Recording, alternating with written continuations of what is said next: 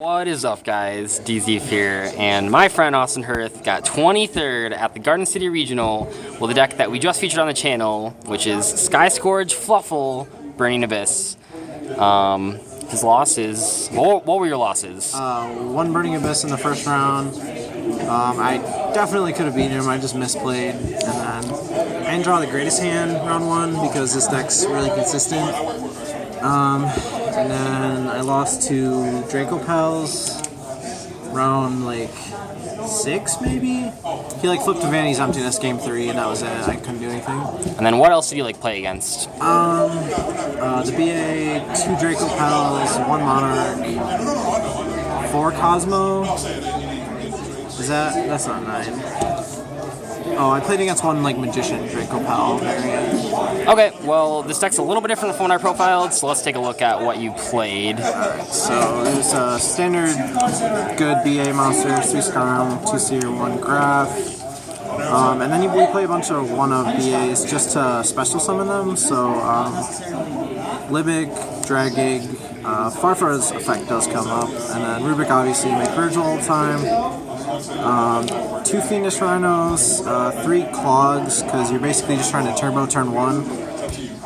And you can obviously only do 1 of these per turn, so that's why it's at 2. We probably should point out Fiendish Rhino can send the Phantom of Chaos and the Scourge because they're fiends. Yeah, it just fills in all your missing combo pieces. Tour Guide's the best monster in the deck, obviously.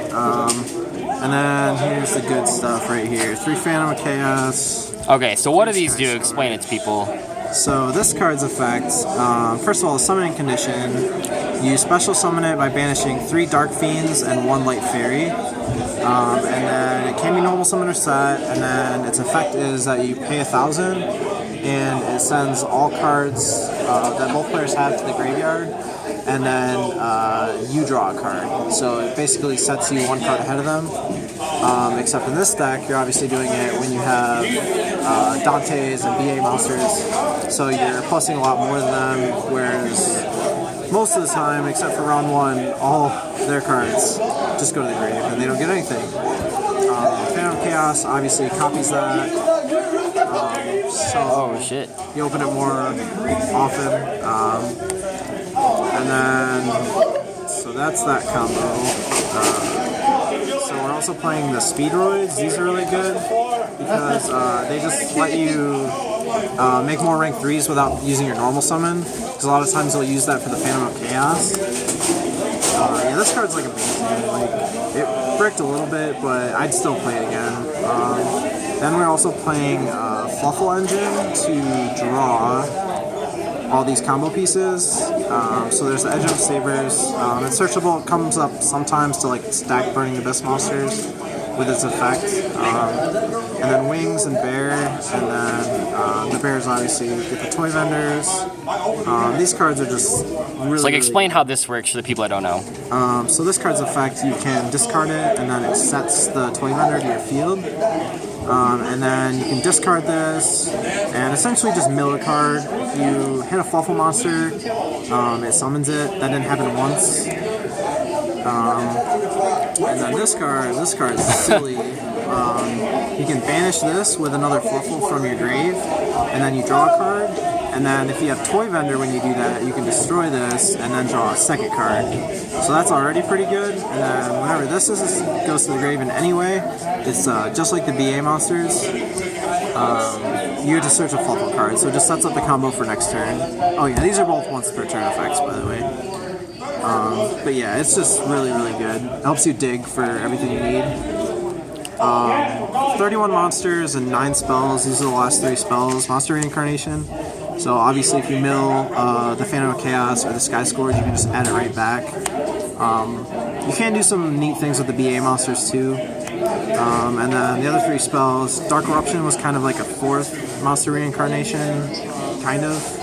And then Soul Charge is stupid and Foolish is great. Yeah, so for the people that don't know, the reason Soul Charge is stupid is because you can mill the Phantom of Chaos and then just bring it back, so you don't have to waste your normal summon on it. So if you have Soul Charge Tour Guide, you can just OTK, or you can set up a huge board. So yeah, so that's the main deck. 31 monsters, 9 spells. extra deck. I made Virgil a decent amount, Dante's every game, usually 2 or 3. The games I'm winning anyway. Levier came up a lot. It was always like my 4th Dante almost, because by that point in the game I usually had a bear banished, so you could like bring that back, or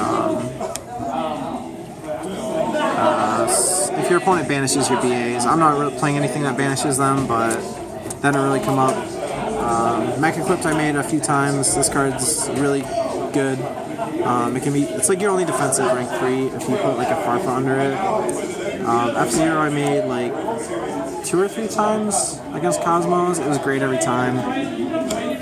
Giga Brilliant I never made. Acid Golem I made once with the Nightmare Shark. The guy was at 3,000 and I made both of these in one turn and attacked him directly for 3,000. So that was cool. Grand Pulse is cool.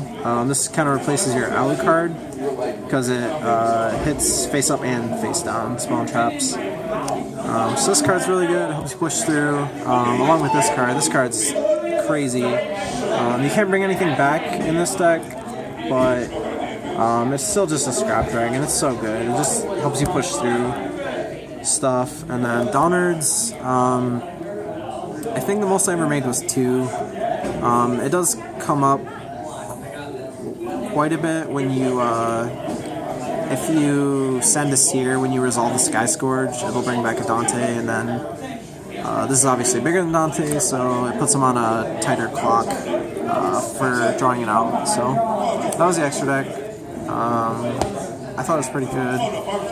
And then this deck loses really, really bad to any, and not Mexi obviously, but Veiler and Ghost Ogre. So I didn't really expect to get the combo off more than once or twice on people. So my conversion sided into like a more normal BA build. So I had 3 Twin Twister, 2 Breakthrough Skill, Fiend Grieving is pretty good again.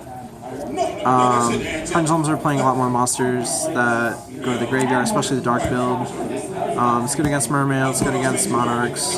This card's, yeah. It's okay against Call the Haunted and Kozmo. Yeah, that's another application. Fire Lake, I never resolved it. I think I drew it once. Traveler's like crazy good. Strikes are good. Warning, obviously. So these were the traps that I felt were like the most important. Port of Heaven was another one I wanted to play, but there just wasn't space. Like I thought these were all better. So that's why I went with these. And it worked out really well. Like these cards won me almost as many games as the combo won me, so that was cool. Is there anything else that you like wanted to explain that like isn't super obvious, or?